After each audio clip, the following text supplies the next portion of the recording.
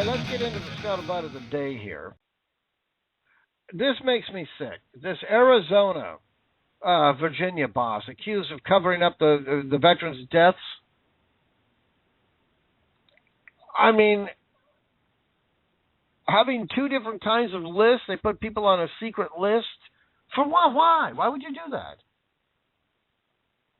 Why would you do that? What is the real motive? Well, maybe we can find out. I haven't heard it yet. But what is, I mean, are you really that backed up? Are you just lazy, or are these people that they've been targeted? You don't like them because they, what, the wrong way, or they've been flagged by the government to be put on a special list? How high does this go up? Why is it even going on? A Veterans Affairs official accused of keeping double books to hide the fact that dozens of veterans died awaiting care previously ran a Washington State, Virginia facility that allegedly fudged suicide numbers. Sharon Hellman, director of Phoenix Veterans Affairs Healthcare System, is accused with other management officials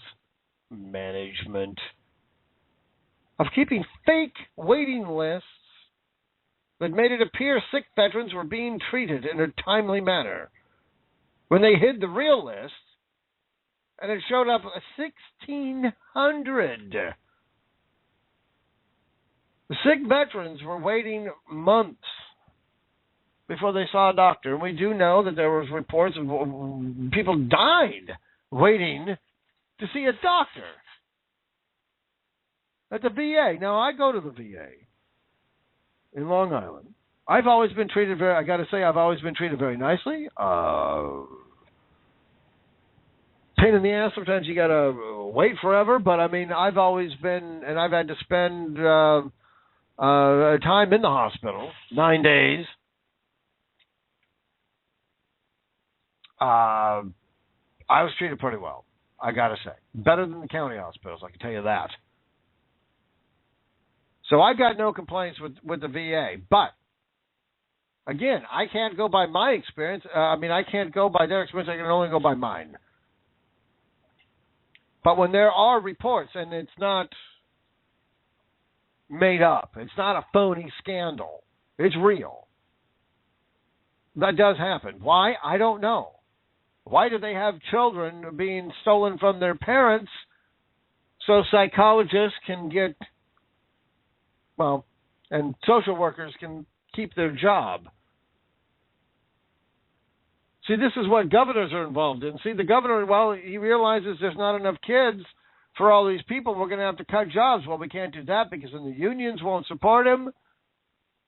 So there's only one way to do it in order to keep everybody, all the Democrats, all the Democrats happy. And these people the social workers most definitely do vote Democrat. Most often they're going to vote Democrat. And to keep these little unions happy, they're all in a union. Well, they're allowed basically to kidnap kids. And the governor turns a blind eye. For why? So he doesn't have to cut a job and balance his budget? He'll just go find a way to shut down a coal mine. He'll take other jobs away. He'll do some cutbacks. He'll make sure the right feels it. This is the kind of stuff that we can no longer tolerate in this country. I mean, this kind of corruption, this kind of corruption kills. Children? We don't need to be doing that to children. They don't deserve that. No.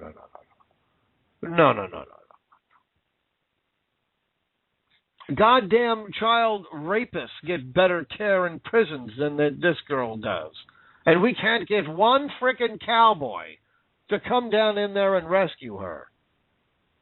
But if it's over a cow or a turtle or a Harry Reid wind farm, well, then we've got to bring in the cavalry. Bring in the EPA commando squadrons. Bring in the BLM commando squadrons. Bring in the post office commando squadrons. 1,600 sick veterans were waiting months to see a physician. I wonder how long Charles Manson has to wait before he sees a physician.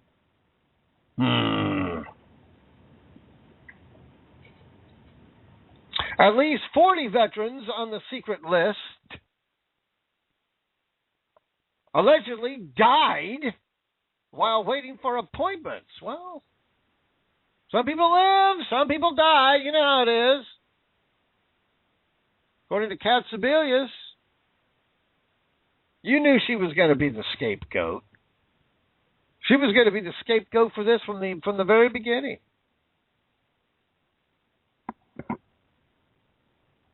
The American people have to pay the price for it, not her. Not the president and the people that came up with this crap. It's the American people have to pay the price.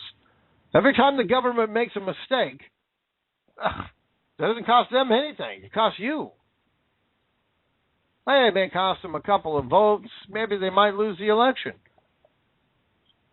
But they can still go back to their nice house and go play with their boat. They'll get another job somewhere. A consultant. Maybe write a book. Your memoirs. With your memoirs. Shut up. 40 veterans on the secret list allegedly died.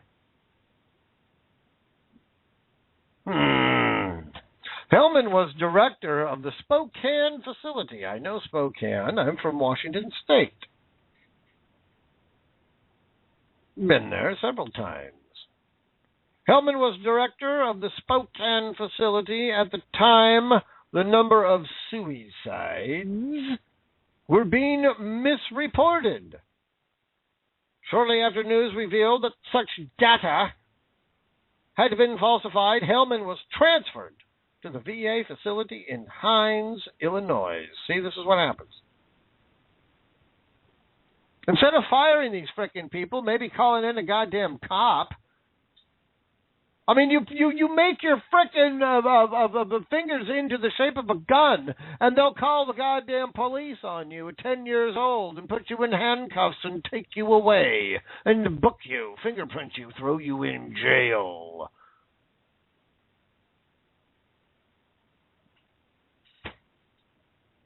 But you let people sit on the sidelines and die, or you get promoted.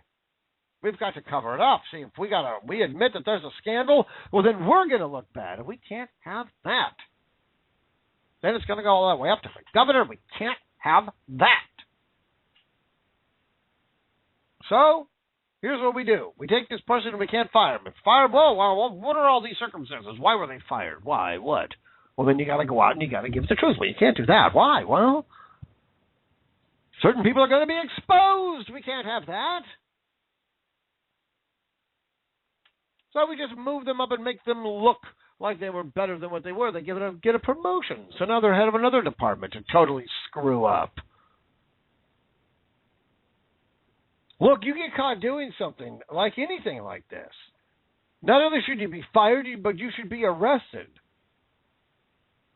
From there, Hellman moved to the Phoenix, where she became the director of the Phoenix Veterans Affairs healthcare system.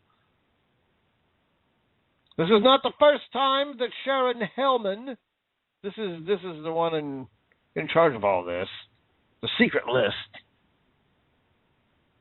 has been involved in an incident involving manipulation of patient data.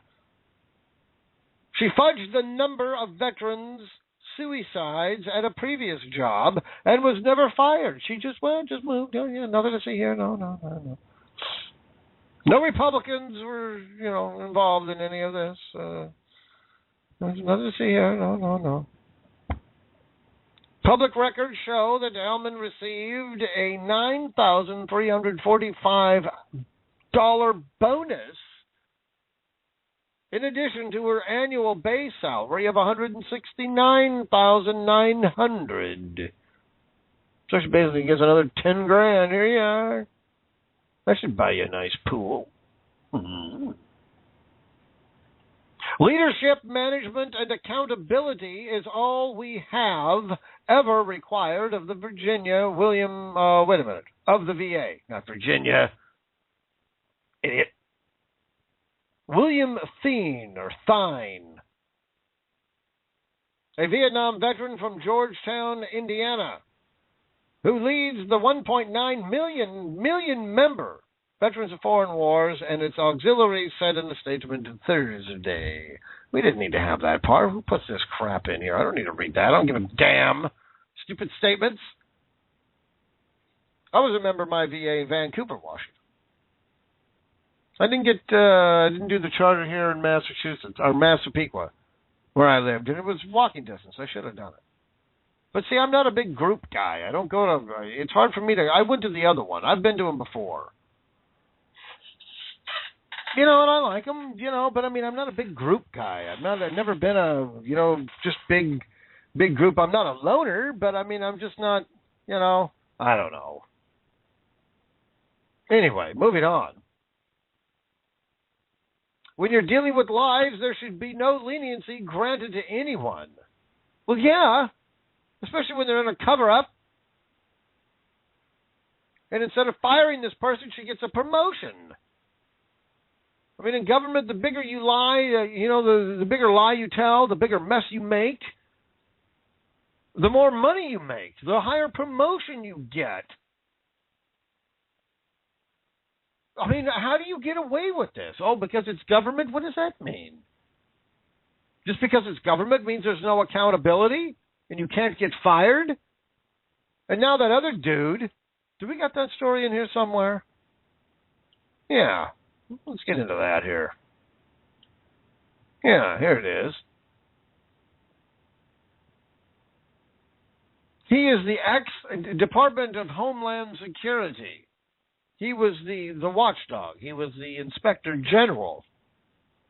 Well, he's there to inspect and make sure Homeland Security is doing what they're supposed to be doing, which I don't believe Homeland Security should have been an agency that should have been developed. We already got enough. We need to stop with the goddamn agencies. Look, if you need to expand the FBI, then expand the FBI.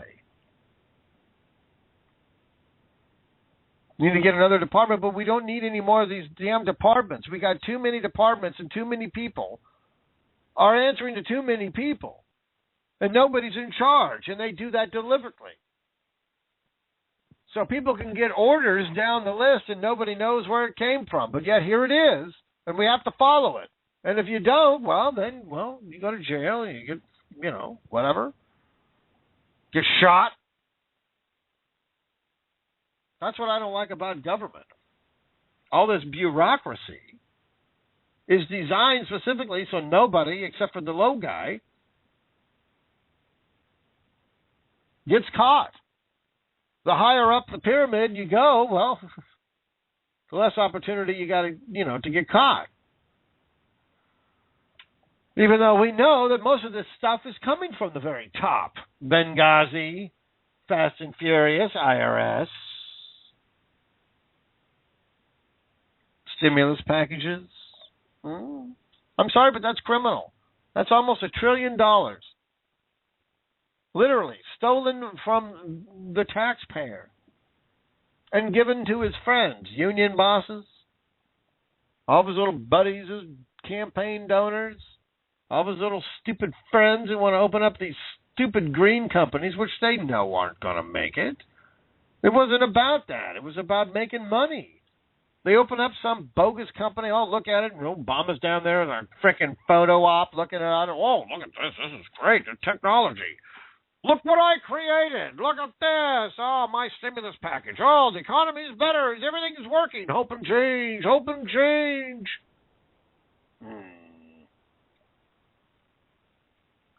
Shortly after, it goes bankrupt. Of course, it was designed to go bankrupt. But then I don't know how they can go bankrupt and yet still get a multi-million-dollar bonus check. And it wasn't just Solyndra. There were several other companies that did the same thing, and they all got bonus checks.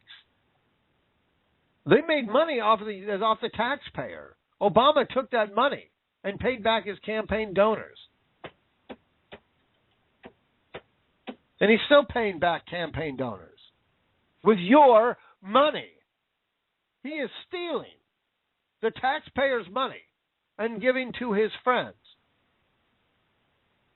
Well, let's just say that I walk into, First National Bank. I go in there and I hold it up and I just open up the safe and just start taking out all the money. Start handing it out to all my friends. Just my friends, the good friends. Just hand it out to them. And just go down bank by bank. Then make my way to Fort Knox. Just start taking out money from Fort Knox and just start handing it out to my friends. Here you go. Here's some gold bars. There's some cash. Take it and have a great time. You deserved it. You earned it. You voted for me. Don't you think I'd go to jail? I'm pretty sure I would. Something tells me that it wouldn't take very long, and yeah, they'd capture me. They'd throw me in jail, and I'd spend the rest of my life in jail. But if you're a president, well, you get reelected. Can't put handcuffs on a president. Well, why? Well, because he's black. If you do, well, that's racist.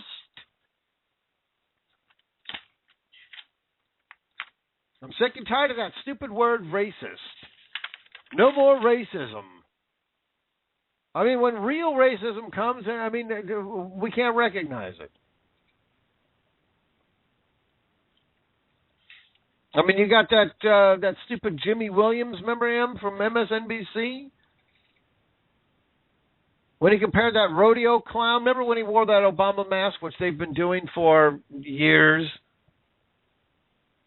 They put a mask of a president on, and they make fun of the president, doesn't matter who they are, Republican or Democrat. But because he's black, now all of a sudden it's racist. But he compared that rodeo clown, who lost his job, by the way, because of that, which has been a tradition for I don't know how many years. Didn't have a problem when they made fun of Ronald Reagan.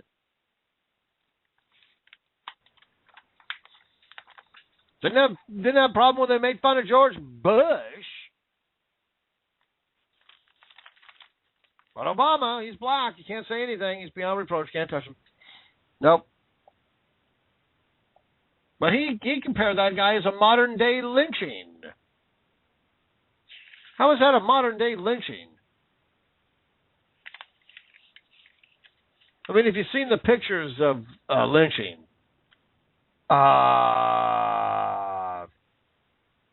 not something that I can make the connection to. Just say it. Joe Scarborough, he's an idiot. He's not conservative. He's a moron. And his stupid show and that stupid Mika Dominski, God damn, that woman irritates me. I'm not even going to quote this idiot. The Media Action Network for Asian Americans. How about the Media Action Network for Americans? Why do we got to put everybody in a group? I thought we were all supposed to be united. Well, you're united, but, you're the wrong color to be in here. You got to go over to that side. See over there? You go to that sector. But what if you're mixed and you got black and you got Asian and you got white and you got all kinds of stuff? Eskimo, Arab, you got everything in you. Then what? Where do you go there? Well, you're a mutt. You're not wanted anywhere.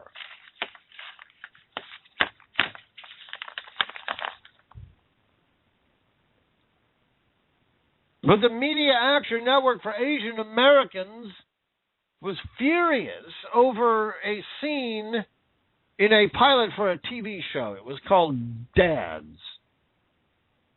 According to MANA, MANAA, everybody's got to come up with an acronym. Oh, MANA.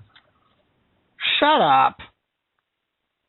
The Media Action Network for Asian Americans? What do you mean by Action Network? What are you going to do? What does that mean, media action? And why is it for Asian Americans? Why can't it just simply be for Americans?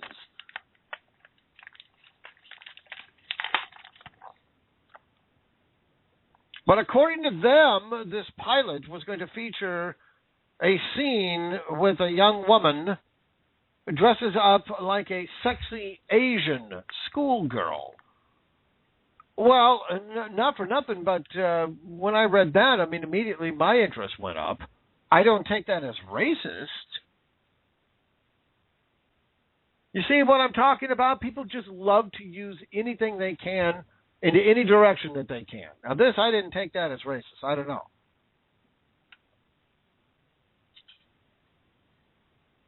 Joyanne Reed. She criticized people who actually take the Second Amendment seriously. This is how she looks at it. As follows. A sort of neo-Confederate thread that runs through the pro-gun movement and the NRA movement. Well, her way of thinking, that is a movement, not something that you generally flush. A sort of neo-Confederate thread. Okay, what she means by that. This is code. Racist. Because if you're on the Confederate side, you believe in slavery. Well, truth be told, more Northern soldiers actually probably had slaves than the Southern soldiers. Southern soldiers didn't have slaves. Slaves were expensive. No boys fighting a war did not have slaves.